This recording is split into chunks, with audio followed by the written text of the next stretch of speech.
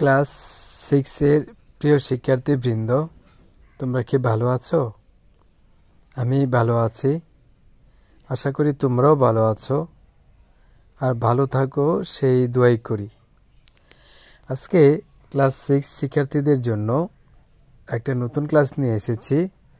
আজকের class lesson 3 এট এ railway station, অর্থাৎ railway স্টেশনের মধ্যে।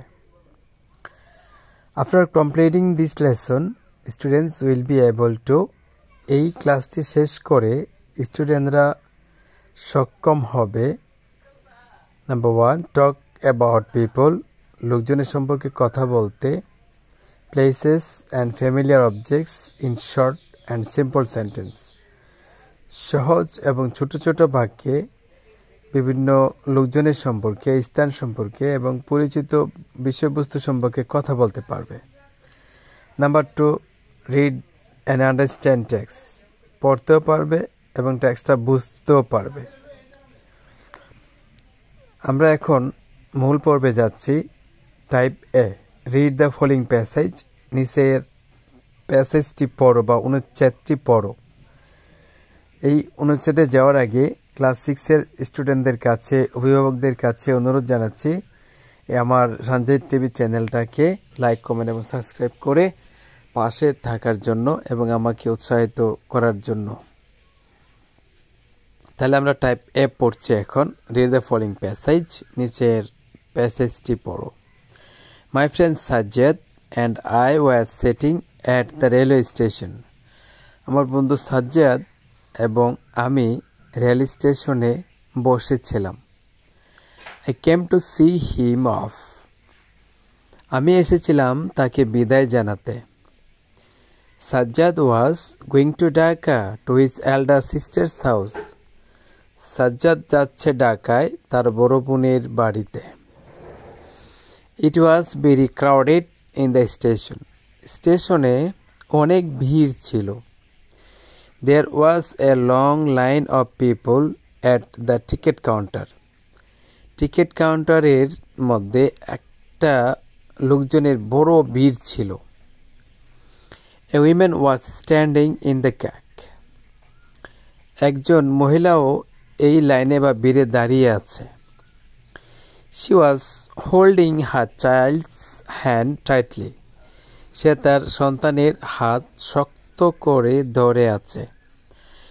A group of young people was talking loudly. একদল যুবক লোক জোরে কথা বলছিল। and drinking tea এবং চা পান করছিল in front of a tea stall, চায়ের দোকানের সামনে। An old couple was trying to find a quiet place to sit down and rest. একদল বৃদ্ধ দম্পতি একটা নিরাপদ জায়গা খুঁজে বের করার চেষ্টা করছিল যাতে তারা সেখানে কিছুক্ষণ বসতে পারে আর বিশ্রাম নিতে পারে।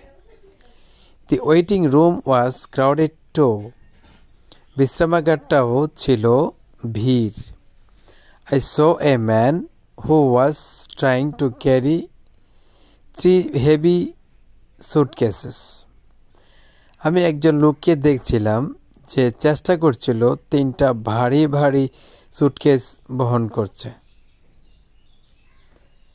A young lady was sitting on a bench with her luggage at one corner. একজন ভদ্র মহিলা একটা কোণায় তার লাগেজ নিয়ে বসা ছিল। She was reading a magazine. সে একটা সাময়িক সংবাদপত্র পড়ছিল বা সাময়িকী পড়ছিল। My friend and I stood near a newspaper stall, talking and watching the crowd around. আমার বন্ধু এবং আমি একটা খবরের কাগজের দোকানের পাশে কথা বলছিলাম আর চারপাশের মানুষজনকে দেখছিলাম। Soon my friend's train started to leave. শীঘ্রই আমার বন্ধুর ট্রেন চলতে শুরু করবে। As the train whistled, যেহেতু ট্রেন বা রেলগাড়ি সংকেত দিয়েছিল, he picked up his suitcase. সে তার সুটকেসটা উঠালো and we said goodbye to each other.